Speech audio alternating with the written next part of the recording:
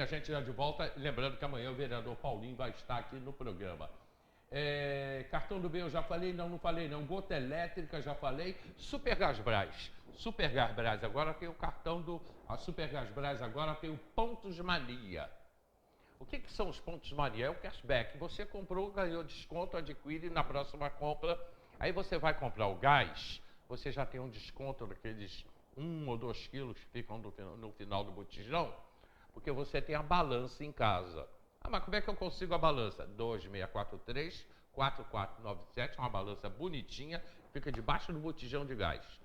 Sobrou gás, a balança acusa. Ela já sabe quando o seu gás está acabando e já avisa, que é tecnologia, né? Já avisa a companhia que o teu gás está acabando, a companhia entra em contato com você. Leva o botijão. Você ganhou um desconto ali que ficou 2 quilos no fundo do botijão. Então vai ser descontado. Mas você tem um Pontos Mania. E aí você tem mais um desconto numa próxima compra. Ok? Supergás Brás 2643-4497 e Pontos Mania. É só você chegar em qualquer lugar que já tem o Pontos Mania, levar o celular e falar, eu quero. E aí você já tem o Pontos Mania. Roberto Laurindo e Elaine estão aqui com a gente. Vamos fazer um bate-papo final de ano chegando, né? Perspectivas para o ano que vem e como se criar uma família no mundo de hoje. Elaine, bom dia. Bom dia. Nos dias de hoje está um pouco complicado pela falta de tempo, né, dos pais. E a gente tem visto até que em Teresópolis o número de drogas invadindo os lares é exatamente por isso, né? Pela ausência dos pais, essa necessidade de preencher o vazio dos adolescentes, dos jovens, por não ter a família presente. E eu, com o Tiago, eu tenho trabalhado muito essa questão de estar sempre com o ouvido atento ao que o Tiago vê, ao que o Tiago ouve. Então, a gente, como pais, a gente tem estado com os ouvidos e os olhos atentos ao nosso filho exatamente por isso, porque a gente tem percebido o distanciamento das famílias, a falta de estrutura familiar. Essa família desestruturada, ela gera vários problemas. Então, a presença dos pais junto aos filhos é muito importante.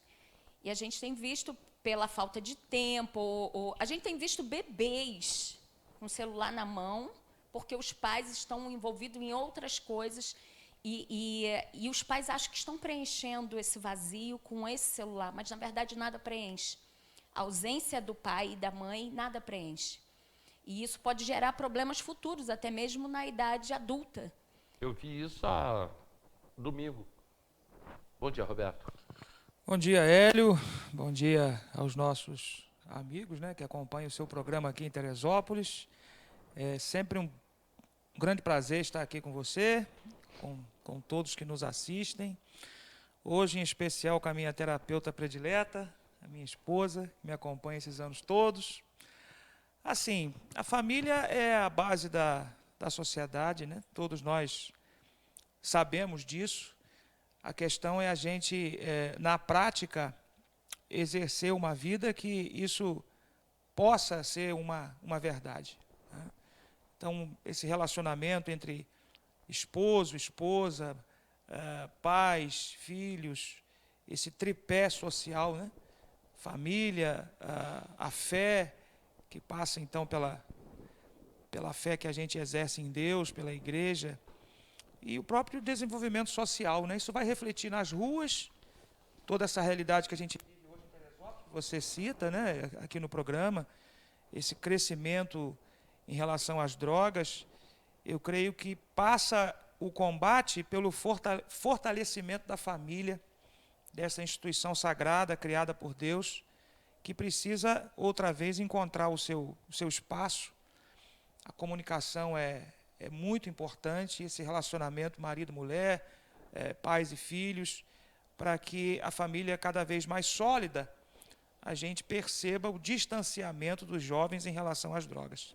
Eu vi no domingo, Elaine, vi lá na igreja, um casal com 2 crianças, e a menina devia ter uns 3 anos, não mais que isso, pelo tamanho, pelo jeito, não mais que isso, mas já ali no celular.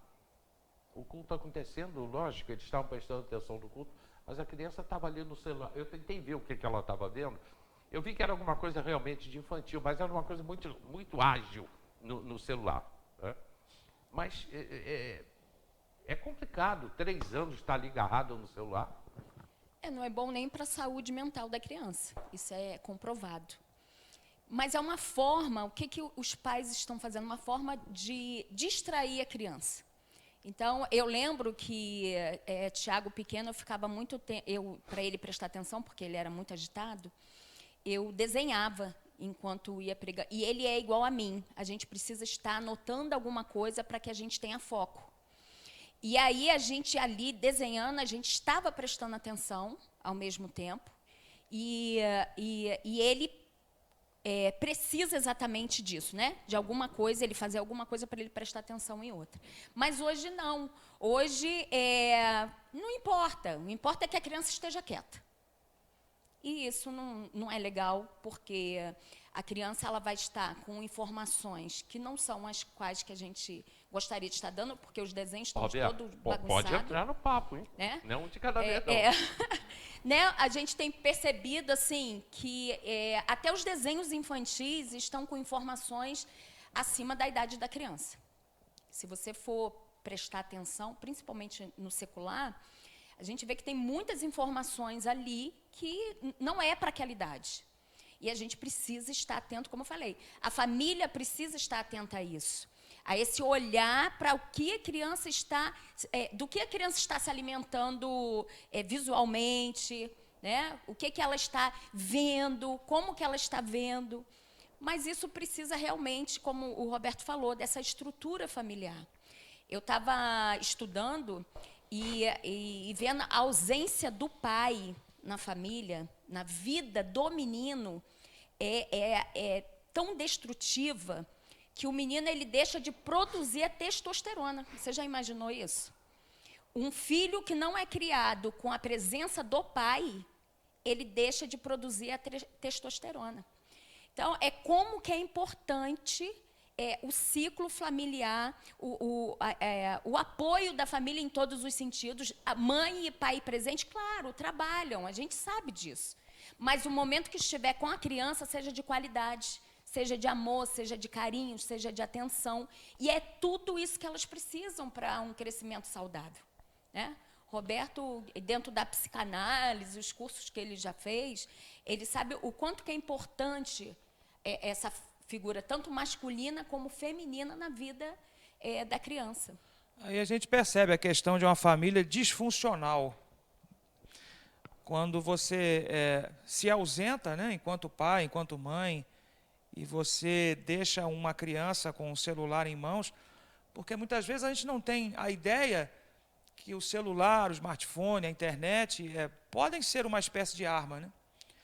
É uma ferramenta extraordinária de educação, de conhecimento, você pode se comunicar com pessoas do outro lado do mundo, mas, ao mesmo tempo, e uma criança de 3 anos, como você citou, 5 anos, não tem essa formação necessária para lidar com todo esse conhecimento e com tudo aquilo que ela está acessando. E, às vezes, nem sempre o que ela está acessando vai ser saudável, né, para o seu crescimento, para o seu amadurecimento. Mas é muito mais fácil, infelizmente, muitas vezes você colocar um smartphone nas mãos de uma criança e se ausentar enquanto pai, enquanto mãe, e deixar, enquanto ela está ali se intertendo, né, com o aparelho e com as redes sociais, eu não preciso estar tão atento e próximo da criança. E isso, com certeza, causa danos para toda criança. Mas os produtos que são nos dados para a criança consumir hoje, eu vou falar sobre um filme que entrou em cartaz agora. Mas antes, Roberto e Elaine, um amigo nosso, essa semana eu estava conversando com ele, amigo nosso, e o filho dele tem 9 anos. E ele virou para mim e falou: sabe o que teu sobrinho falou? Ele estava no colégio, o pai foi buscá-lo, né? E estava ouvindo ele conversando com um colega. Ele virou e falou assim, o menino falou para o outro: você já pensou em morar sozinho? Eu estou com vontade de sair de casa. Olha o tempo, e foi exatamente o tempo foi esse. Eu estou com vontade de sair de casa. Eu acho que eu vou morar sozinho. 9 anos. E aí? Como é que se conduz um negócio desse? Elaine, como é que veio isso na cabeça de uma criança de 9 anos? Justamente por essa realidade, né? Esse convívio com a internet, que tudo a gente precisa observar, né? Enquanto pais, enquanto educadores, aqueles que estão mais próximos das crianças, né? A criança no seu quarto, ou então ela completamente distante do resto da família. Elas já vivem sozinhas. Já vivem sozinhas, né? E aí, assistindo o quê? Observando o quê? Consumindo o quê? Pelas redes sociais.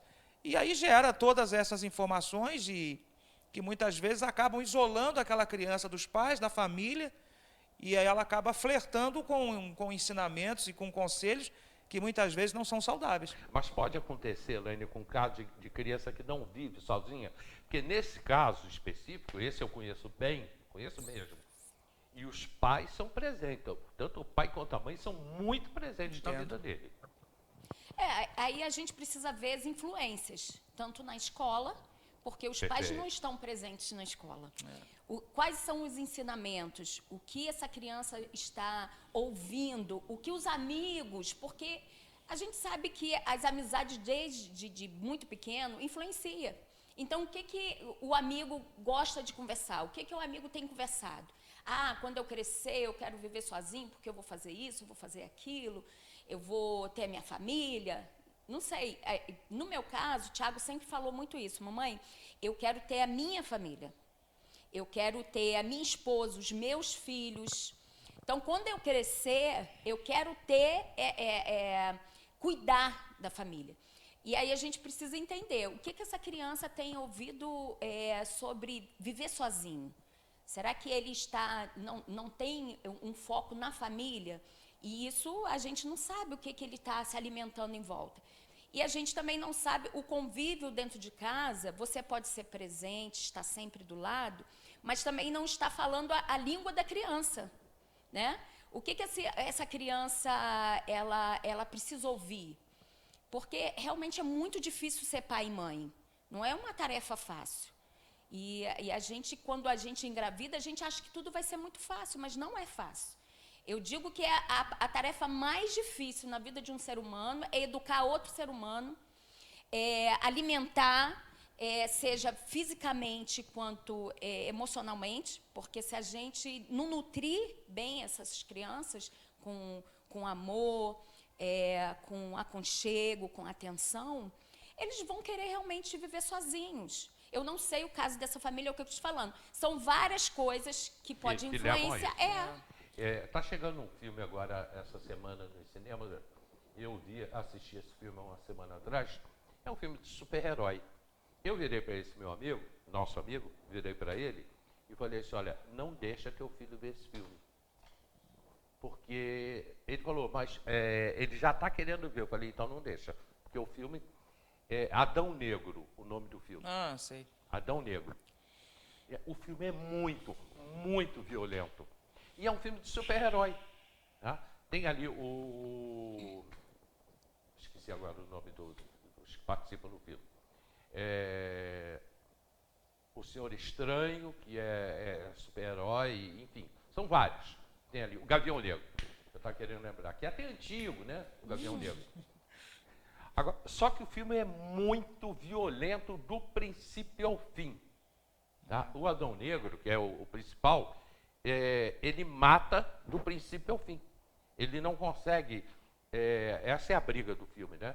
Eles brigam uns contra os outros porque ele quer matar. Então, quando ele vai brigar com os bandidos, ele mata todos os bandidos. E de uma maneira muito violenta.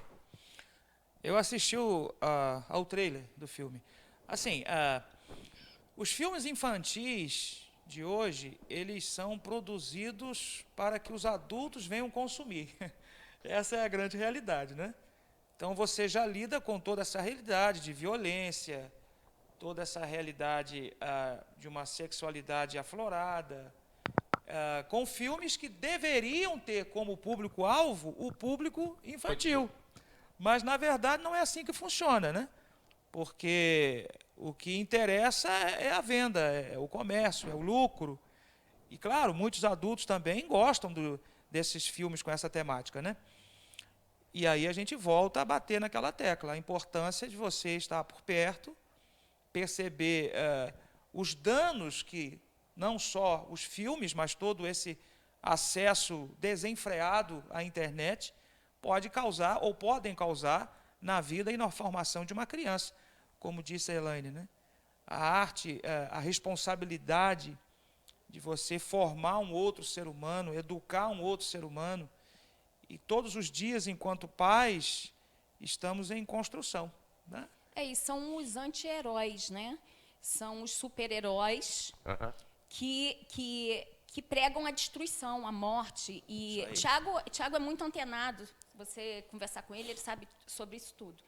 E ele fala, mamãe, existiu um tempo que os heróis, o objetivo era prender, era punir, não matar. Os anti-heróis, não. Eles vieram realmente para matar.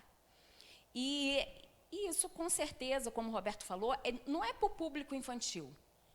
É para o público adulto. A gente vê que os filmes de super-heróis não são mais feitos para as crianças. A gente que permite. E existe uma idade para que essa criança possa assistir sendo crítico. Mas a maioria das crianças, uma criança de 6 anos, ela não vai ter um senso crítico, né? De entender, não, isso é um filme, não é assim na vida real, não deve ser assim. Ela não vai ter esse julgamento. E aí precisa se olhar, como você colocou mesmo para o pai. Não deixe seu filho assistir. Porque que informação é essa? Só agressão, né? Só destruição. E não é isso que a gente quer para a nossa geração, para essa geração que está vindo aí. Mas eles estão crescendo, infelizmente, totalmente voltados para isso, para a violência, os jogos, e etc. Na verdade, tudo está girando em torno disso, da violência, da prostituição, da sexualidade aflorada. E a gente precisa estar realmente, como você colocou, com o nosso olhar atento, até para dar dica para as pessoas que estão à nossa volta. Infelizmente, parece que é o que a sociedade consome e é o que vende. E isso causa um dano terrível, especificamente, né, naquilo que nós estamos nos referindo, às crianças. Aí eu tenho uma pergunta para o pastor. Como é que você conduz isso na igreja? De que maneira você conduz? E aí eu já vou dar uma virada no nosso bate-papo e quero entrar um pouquinho também nas drogas, que hoje o consumo em Teresópolis é enorme, principalmente o crack, que é uma droga que chega aos jovens de baixo ou nenhum poder aquisitivo, né? Porque com R$5 compra uma pedra de crack. E que essa pedra dá para 3, 4. Como é que o pastor chega na igreja com esses temas? Conscientizando. Como nós estamos aqui conversando, então a gente conscientiza do púlpito, através das mensagens, das pregações, dos estudos, do discipulado, mas também a gente conscientiza nas visitas. Porque o pastor é aquele que tem acesso, né, à vida das pessoas, à casa das pessoas, à intimidade das pessoas. Então a gente lida com todos esses assuntos, né, com toda essa realidade de lares muitas vezes disfuncionais, de casamentos em crise. E isso reflete tudo na vida das crianças, que são como uma espécie de esponjas, né? Elas absorvem tudo isso. Então, assim, é sempre buscando o caminho do diálogo, da conscientização, do conselho pelo viés daquilo que as Escrituras ensinam, mas também tendo esse apoio, toda essa parte, né, psicológica, e tentando conscientizar, mostrando essa realidade. Claro, também a gente não pode viver alheios a tudo isso, né? Eu também penso que não é para você retirar o acesso à internet, como se você pudesse isolar essa criança. Não. Justamente, conscientizar para que ela consiga conviver de forma saudável com todo esse mundo tecnológico que veio para ficar. É inevitável. E essa questão das drogas, tu vê, a Demi Lovato, ela escreveu uma música antes dela ter uma overdose. Exatamente, ela falando sobre ela fala assim, mãe, me perdoa pela bebida entornada pelo chão. Tipo, chamando a atenção dos pais, olha, o que eu tenho feito, vocês me perdoem. Ela, né, não diretamente falando a respeito do consumo, mas sobre essa solidão dentro de casa, onde eles, para chamarem a atenção, eles começam a fazer coisas que, às vezes, negativas. A gente vê uma criança que é muito ativa, que está o tempo todo mexendo nas coisas, ela quer chamar a atenção. A gente já sabe disso. E por que ela quer chamar a atenção? É porque alguma coisa está em falta. Né? Se ela está o tempo todo querendo chamar a atenção, porque alguma coisa está em falta. E a gente tem visto exatamente isso. Eu vou buscar as drogas, eu vou buscar a prostituição, eu vou buscar a violência. Para quê? Para chamar a atenção de alguém. E a igreja tem essa função exatamente de orientar os pais a olhar de uma forma... Porque, assim, a gente está muito... os pastores estão muito envolvidos com os membros. Principalmente lá na igreja, principalmente, eu trabalhei muito tempo com juniores, que é de 9 a 12 anos. Uhum. E eu falava muito abertamente sobre tudo. Sobre tudo. Então, a gente tem muita influência e a gente sabe muito do que eles pensam. Porque a gente está ali ouvindo o que eles estão conversando entre eles. Então, você começa a perceber a ausência, a briga na família, os pais desestruturados, famílias se separando. E a gente percebe essa busca deles de chamar a atenção, seja na igreja, seja na sociedade, seja no lar, para essa disfunção. A família está disfuncional. E aí a igreja ela precisa entrar exatamente isso, orientando os pais, o que precisa fazer para melhorar esse casamento, essa estrutura familiar. Então, na verdade, tudo que a gente tem conversado acaba caindo na família. Com certeza. Né? A família é a base de tudo, realmente. Não tem como a gente ajudar se a gente não trabalhar com a família. E é necessário essa questão da visita, de estar no lar, do partir do pão. A gente vê, Hélio, um exemplo maravilhoso que está na palavra da igreja primitiva. E ali a gente vê a família funcional. Isso até como família, o corpo de Cristo. Eles tinham tudo em comum, eles partiam o pão, eles dividiam as suas propriedades, eles estavam sempre juntos e unidos. Se a família entender isso, trazer isso para dentro dos seus próprios lares, não vai melhorar somente a própria estrutura familiar, vai melhorar também a estrutura das igrejas. Isso, com certeza. Aí a gente entra até no assunto teológico, né? Porque... Roberto, segura só um segundinho aí o assunto. Com certeza. Você falou do assunto teológico. É que eu estou com um problema de internet aqui. Eu não sei se o problema é meu ou no geral. Sumiram as participações aqui, eu fui no WhatsApp, as pessoas estão dizendo que apagou aí que a gente transmite pela rede social, mas o nosso foco é a TV. Tá? Nosso foco é a TV. Rede social é uma coisa a mais que a gente colocou aqui. Mas, de repente, sumiu aqui, inclusive, participações. Não estou vendo nada aqui. Ok, Alex? Alex? Ok, é que subiu aqui a rede social, inclusive participações. Eu estou recebendo o WhatsApp. Pelo WhatsApp as pessoas estão aqui comigo, mas dizendo que sumiram aí a participação. Bom, enfim, é só verificar para a gente. Pode seguir, Roberto. Então, se a gente pensar a questão teológica, né, se a gente enxergar a igreja, a gente precisa enxergar a ideia do relacionamento. A igreja nasce tendo como função primordial o relacionamento, o estar de casa em casa, o partir o pão, o compartilhar a vida.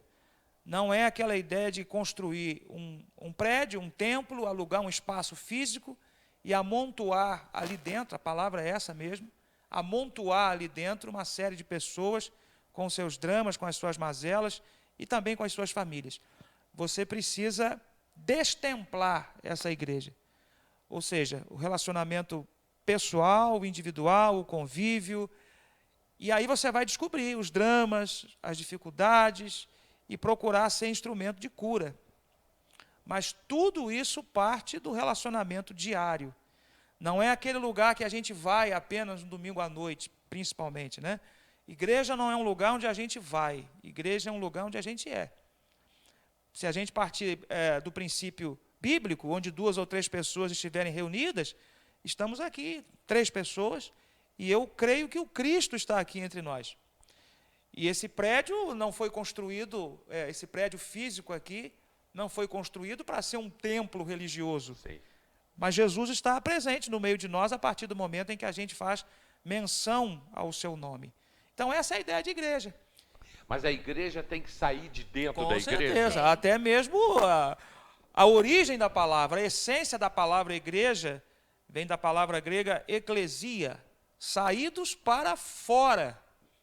Nós não temos nenhum chamado bíblico para ficarmos apenas do lado de dentro, entre 4 paredes. Como a Elaine citou, né, a ideia da igreja primitiva lá, quando o Espírito Santo desce sobre a igreja, Atos capítulo 2, enfim, quando nasce a igreja como conhecemos, é a ideia de não temos um lugar físico, não temos um endereço físico, mas nós saímos, estamos sempre peregrinando em busca daqueles que necessitam de acolhimento, necessitam conhecer o Cristo enquanto Salvador pessoal. É sermos um. Na verdade, a gente revela Jesus à sociedade quando nós somos um. Quando o corpo de Cristo é um só. Quando todos unidos em Cristo somos um. E a palavra fala a respeito disso. Que a própria igreja de Atos, ela chamava a atenção da comunidade em volta, ela caía na graça do povo por causa da comunhão, por causa do partir do pão, por causa de estarmos juntos. E se estamos juntos, estamos nos fortalecendo, como família, como corpo, como amigos, cuidados domésticos da fé, estar sempre atento àqueles que estão ao nosso redor, ajudar da parte social, como você falou, da igreja do meu dom. Essa questão social é importantíssima e a igreja foi chamada exatamente para isso, para cuidar, para abraçar. E quando a gente faz isso como igreja, isso reflete na família. E a família, quando a família está estruturada, reflete na igreja. E a gente tem visto divisões se multiplicando dentro da igreja exatamente por causa disso. As famílias estão destruídas. Se eu não convivo bem com o meu próprio familiar, com minha própria família, como que eu vou conviver bem com aquele que nem é do meu sangue? Então, é essa vivência que leva a igreja a ser fortalecida e as famílias, consequentemente. É muito profundo, né? Porque para muitos ainda há aquela ideia de que quando eu passo pelos portais de um templo físico, pelos portais de um templo religioso, é como se fosse um portal mágico. Eu entrei e a partir dali... Estão resolvidos os problemas. Todos os problemas, estou muito bem com Deus, não importa a vida que eu esteja vivendo fora daquele espaço físico. Então, se essa família em casa, no lugar onde a vida acontece, de segunda a sábado, ela não se relaciona, ela não comunga, ela não compartilha, ela não dialoga, como que no final de semana, no domingo, no culto público, coletivo lá no templo, as coisas vão acontecer? Então, é justamente fazer o caminho ao contrário, né? É estar bem em casa, é se relacionar em casa, é conviver em casa, ter vida um com o outro em casa, para que no final de semana, especificamente no domingo, reconhecido como o dia do Senhor, as coisas aconteçam também no espaço público onde o culto acontece. É a mesa posta. Isso aí. Eu estava estou estudando constelação familiar sistêmica à luz da Bíblia, e vem falando exatamente isso. A mesa, se a gente tivesse noção do quanto que é importante estarmos à mesa em casa, porque Jesus santificou, porque Jesus diz que como que eles estavam, como que estava a igreja? Partindo o pão de casa em casa. É muito sério a questão da família estar à mesa. Estar juntos ali, olho no olho, sem o celular, mas olho no olho, conversando. Meu filho, como que foi seu dia? Compartilhando exatamente as vivências. E quando a gente compartilha ali, a gente resolve ali também. E isso de uma forma geral. Se a gente compartilha em casa, a gente compartilha com os amigos. Quão bom é estar na casa dos irmãos. Essa semana mesmo encontrei com um pastor que estava viajando, e aí eu falei, a gente precisa se encontrar. Ele falou assim, pode, Neilando, pode deixar que eu vou fazer aquela baixaria, que é um prato acriano, vou fazer a baixaria para a gente rir, para a gente conversar, para a gente trocar ideias. A importância da mesa posta, a importância do partir o pão, a importância de estarmos juntos como corpo, estarmos juntos como família. E a igreja tem perdido isso de vista. A igreja não tem mais focado tanto assim na família. E é muito importante essa estrutura familiar, emocional, né, e espiritual. Eu, normalmente, quando eu abro aqui o meu programa fazendo esse bate-papo de hoje, eu sei como é que ele termina. A gente já vai conduzindo para isso, né? E eu quero caminhar até o dia 22, eu quero caminhar exatamente falando sobre isso, sobre a família, o conceito de família.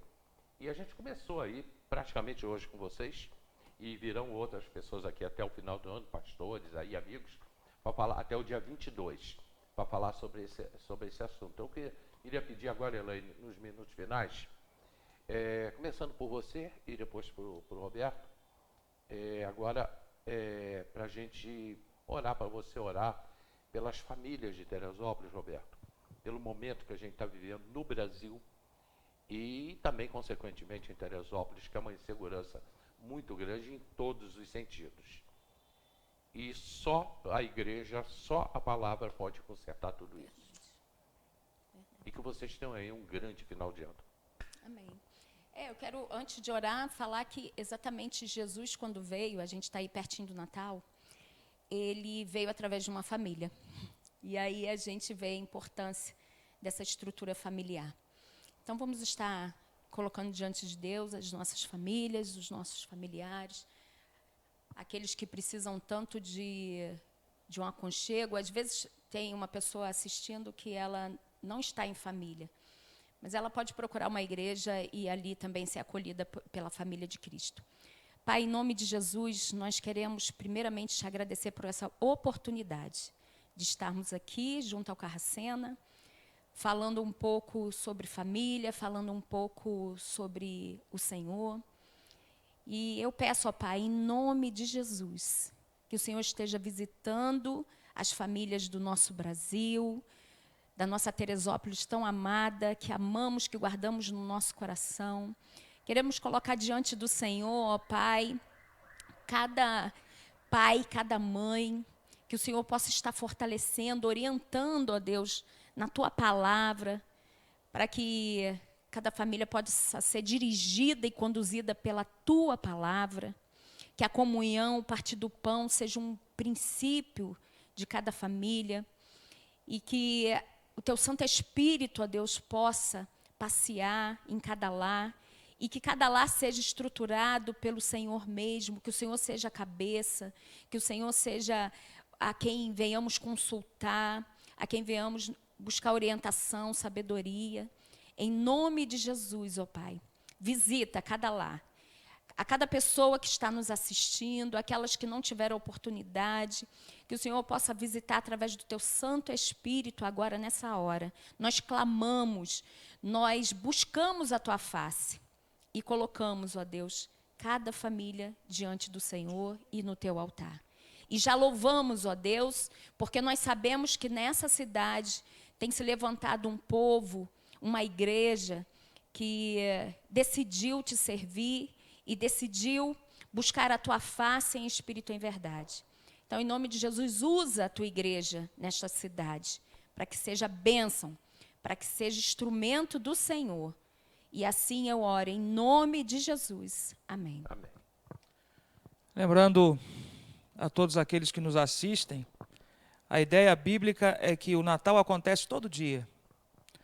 Jesus pode encontrar lugar e abrigo no seu coração, na manjedoura da sua casa, e você pode entregar a Ele a sua vida, conviver com Ele, se relacionar com Ele, porque com certeza Ele ama você e não desiste de você. Senhor, em nome de Jesus, entregamos em Tuas mãos a nossa cidade, cidade que nos acolhe, cidade onde eu tive o privilégio de nascer, que o Senhor possa estar com as tuas mãos estendidas sobre todos os bairros e todas as famílias de Teresópolis. Sobretudo, ó Deus, sobre a nossa juventude, que o Senhor possa repreender para a glória do teu santo nome todo espírito de drogas, de prostituição, que o Senhor possa abençoar nossas crianças, nossos adolescentes, nossos jovens e a família teresopolitana.